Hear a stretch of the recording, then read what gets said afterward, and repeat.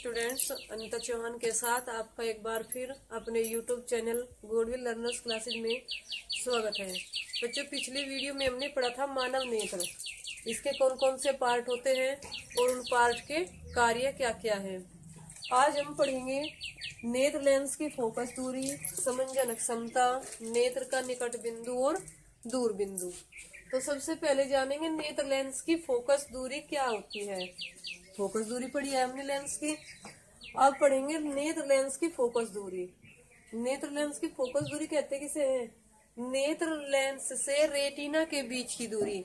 नेत्र लेंस से रेटिना के बीच की दूरी। कल नेत्र गोलक बनाया था कल की वीडियो में। ये क्या था? नेत्र गोलक था।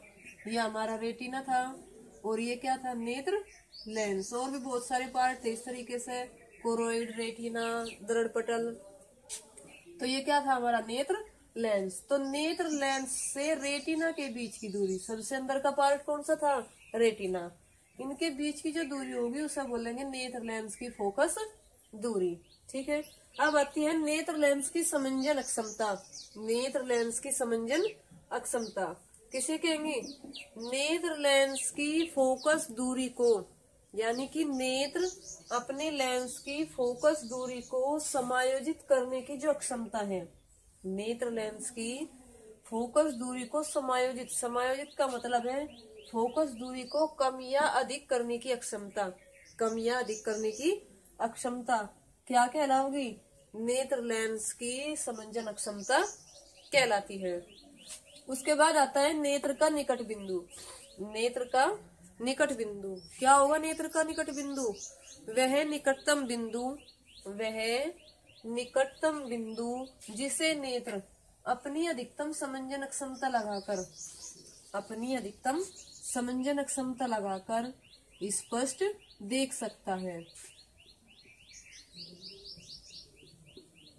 इसमें क्या लगेगी? अधिकतम समंजन अक्षमता। तो डेफिनेशन क्या होगी निकट बिंदु की?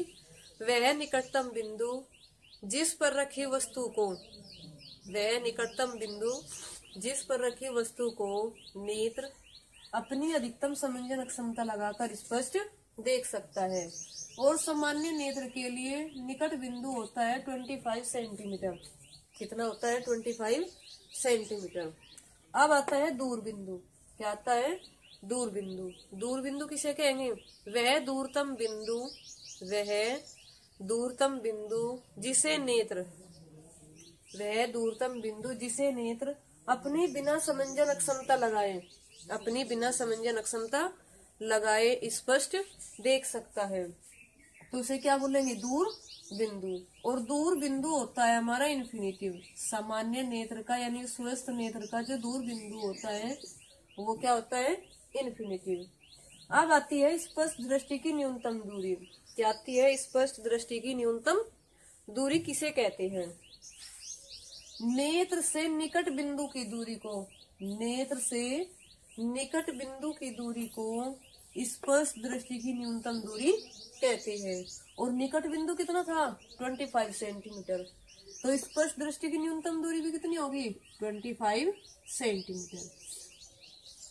कितनी होगी? 25 सेंटीमीटर। अब आती है नेत्र में प्रकाश संवेदित शैलें।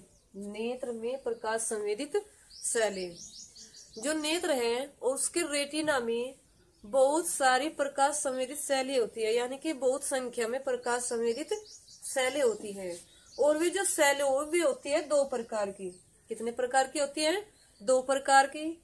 नंबर 1 दंडाकार सेल और नंबर 2 शंकुआकार सेल। नंबर 1 क्या होगी? दंडाकार सेल और नंबर 2 होगी शंकुआकार सेल।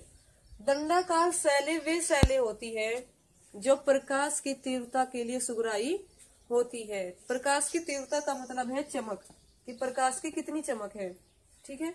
तो दंडाकार सेलें प्रकाश की तीव्रता के लिए सुगराई होती है और शंकुआकार सेल प्रकाश के रंगों के लिए सुगराई होती है।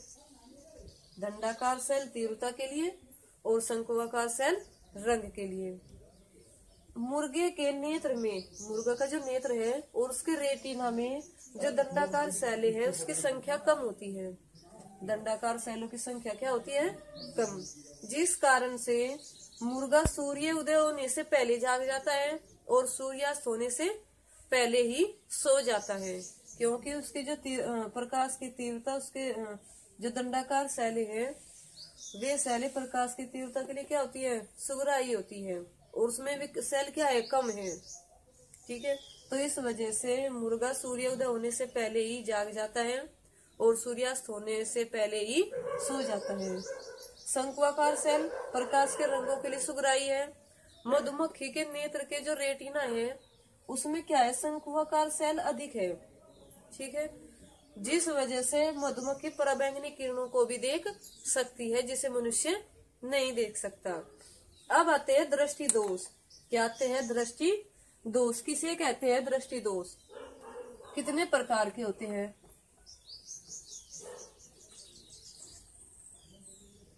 क्या आता है, दृष्टि दोष। दृष्टि दोष नाम से ही पता चल रहा, यानी कि देखने में जो कमी है। दृष्टि क्या होता है, देखना, और दोष क्या हो, कमी, यानी कि वस्तु को देखने में कमी। अब दृष्टि दोष क्या होंगे? जब मनुष्य को वस्तु स्पष्ट दिखाई नहीं देती, जब मनुष्य को वस्तु स्पष्ट दिखाई नहीं देती तो उस समय मनुष्य के नेत्र में दोष उत्पन्न हो जाता है, और वे दोष कई प्रकार के होते हैं। दोष कई प्रकार के होते हैं। नंबर 1 निकट दृष्टि दोष।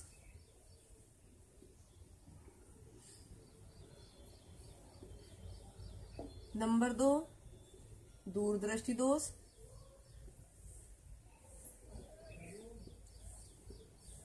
नंबर 3 जरा दूरदर्शिता, जो वृद्धावस्था में पाया जाता है।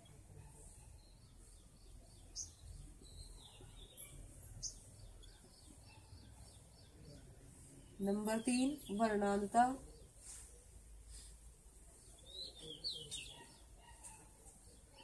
और ये है लास्ट अबिंदुता। ठीक है,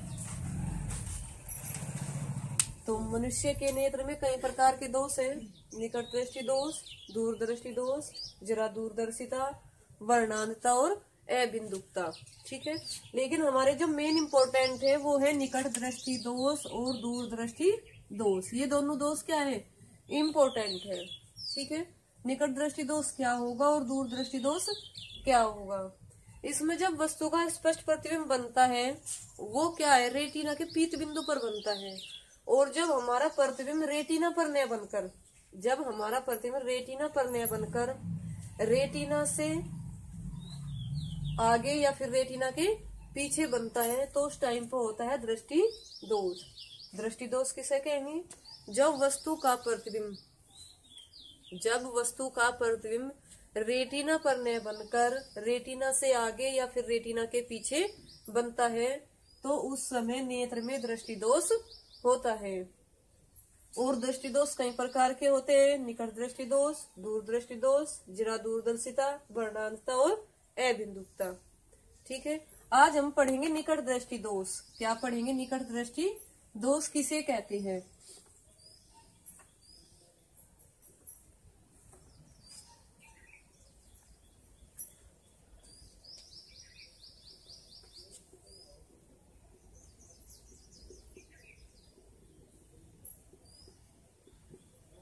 निकट दृष्टि दोष। निकट दृष्टि दोष वह दोष है, निकट दृष्टि दोष वह दोष है जिसके कारण हमें पास की वस्तुएं तो दिखाई देती है लेकिन दूर की वस्तुएं स्पष्ट दिखाई नहीं देती। जो परिभाषा है इसके नाम के बिल्कुल विपरीत है। नाम से तो क्या पता चल रहा कि निकट की दृष्टि में दोष, यानी कि पास की वस्तुओं को देखने में कमी, लेकिन इसकी परिभाषा क्या है, इसके बिल्कुल विपरीत है। क्या है कि जब मनुष्य को पास की वस्तुएं तो स्पष्ट दिखाई देती है लेकिन दूर की वस्तुएं स्पष्ट दिखाई नहीं देती तो उस समय निकट दृष्टि दोष होता है। उस समय कौन सा दोष होता है? निकट दृष्टि दोष। और निकट दृष्टि दोष में जो वस्तु का प्रतिबिंब है वो रेटिना पर न बनकर रेटिना से पहले बनता है। ये नेत्र गोलक हो गया, नेत्र लेंस हो गया, ये क्या हमारा रेटिना है। और निकट दृष्टि दोष में क्या कहागा कि पास की वस्तु तो दिखाई देती है लेकिन दूर की नहीं दिखाई देती, यानी कि इन्फिनिटिव की नहीं दिखाई देती। तो जब प्रकाश किरण इन्फिनिटिव से आवेगी एक दूसरे के समांतर, तो वे क्या होगी, अपवर्तन के पश्चात क्या होगी, रेटिना से पहले ये आपस में प्रतिच्छेद कर जाएगी, यानी कि जो वस्तु का प्रतिबिंब है वो रेटिना से पहले ही बन जाएगा। ठीक है, तो इस समय क्या है, नेत्र में दोष है। इस समय क्या है, नेत्र में दोष। इसके दो कारण हैं। निकट दृष्टि दोष के कितने कारण हैं, 2।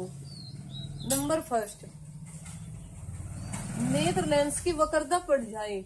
नेत्र लेंस की वक्रता बढ़ जाए।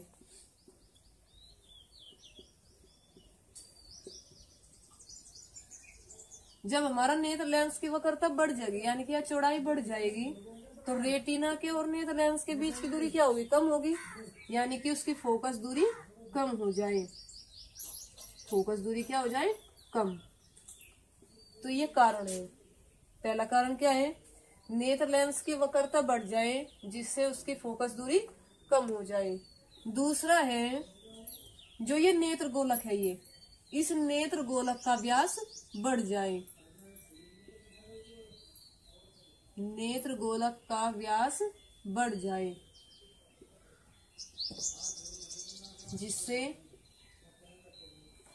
नेत्र लेंस और रेटिना के बीच की दूरी क्या हो जाए, बढ़ जाए। जैसे जैसे गोलक इस तरीके से बड़ा हो जाएगा तो नेत्र लेंस से रेटिना के बीच की दूरी क्या होगी, अधिक हो जाएगी। ठीक है, तो दृष्टि दोष के, निकट दृष्टि दोष के 2 कारण हो गए। नेत्र लेंस की वक्रता बढ़ जाए जिससे फोकस दूरी कम हो जाए, नेत्र गोलक का व्यास बढ़ जाए जिससे नेत्र लेंस और रेटिना के बीच की दूरी बढ़ जाए। अब आता है निवारण। क्या आता है, निवारण कैसे करेंगे, इस दोष की कमी को हम दूर कैसे करेंगे। तो इस कमी को दूर करने के लिए हम एक ऐसे अवतल लेंस का उपयोग करेंगे। किसका उपयोग करेंगे, अवतल लेंस। अवतल लेंस क्या करता है, जैसे ये नेत्र गोलक हो गया, इसके बीच में क्या कर दिया हमने, नेत्र अवतल लेंस रख दिया। क्या रख दिया, अवतल लेंस। तो ये अवतल लेंस क्या करता है, हमें क्या करना, दूर की वस्तु देखनी। पास की वस्तु तो देख सकता है मनुष्य, कहाँ की नहीं देख सकता, दूर की। तो अवतल लेंस क्या करता है, जैसे ही वस्तु से प्रकाश किरण निकलकर चली तो अपवर्तन के पश्चात उसका प्रतिबिंब निकट बिंदु पर बना देता है, यानी कि नेत्र के दूर बिंदु। मान लिया F है, N से तो प्रकाश किरण चली वस्तु से, अपवर्तित होकर उसका प्रतिबिंब बन गया बिंदु F पे, जिससे नेत्र को लगा कि वस्तु कहाँ रखी, पास रखी। कहाँ रखी, पास, जिससे उसका प्रतिबिंब कहाँ बन जाता है, हमारा रेटिना पर। कहाँ बन जाता है, रेटिना पर, और वस्तु स्पष्ट दिखाई देने लगती है।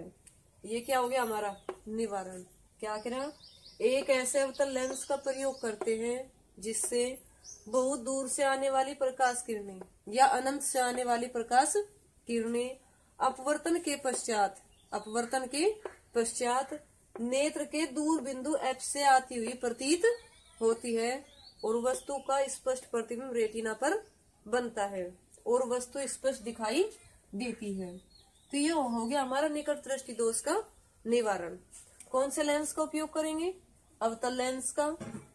प्रतिबिंब जब दोष होगा तो प्रतिबिंब कहाँ बनेगा, रेटिना से पहले। और नेत्र का जो दूर बिंदु है, एक पॉइंट और रह गया, नेत्र का दूर बिंदु अनंत पर न होकर, अनंत पर न होकर अनंत से कम दूरी पर हो जाता है, कम दूरी पर हो जाता है। ठीक है, तो आज की जो हमारी वीडियो थी यही समाप्त होती है। कल हम दूरदृष्टि दोष के बारे में जानेंगे, जरा दूरदर्शिता और जितने भी दोष है उनके बारे में जानेंगे।